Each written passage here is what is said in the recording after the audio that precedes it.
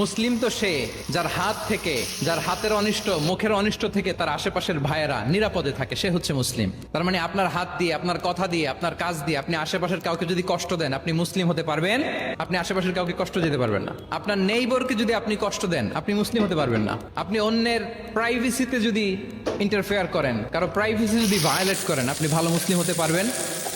কারো পার্সোনাল স্পেসে যদি আপনি নাক গলান, আপনি যদি ইন্টারফেয়ার করেন, তাহলে আপনি ভালো মুসলিম হতে পারবেন না। অন্যের অধিকারের ব্যাপারে ইসলাম আমাদেরকে সচেষ্ট থাকতে বলে। ইসলাম বলে ওয়ালা তাজাসসু, খবরদার গোয়েন্দাগিরি করো না, কারো পার্সোনাল স্পেসে নাক ঢুকিও না। যেটা তোমার ইস্যু না, যেটা তোমার বিজনেস না, ওখানে তুমি কভু যাবে না। কিন্তু আমরা এগুলো ভায়োলেট করি, দাদা আসছে, কি বলেন, করি না? অন্যের কোনো বিষয়ে আমাদের আগ্রহ থাকে বেশি, এরকম থাকে না? এনএসইউতে আলহামদুলিল্লাহ এরকম কেউ নাই, আছে এরকম? কারো পার্সোনাল বিষয়ে আমাদের কোনো ইন্টারেস্ট আছে? হাত তুলে ফেলছে কয়েকজন, আল্লাহ হেদায়েত দেখ আমাদেরকে। আচ্ছা, অন্যের পার্সোনাল বিষয়ে নাক গলাই না, এরকম কারা কারা দেখি? মাশাআল্লাহ, মাশাআল্লাহ, মাশাআল্লাহ।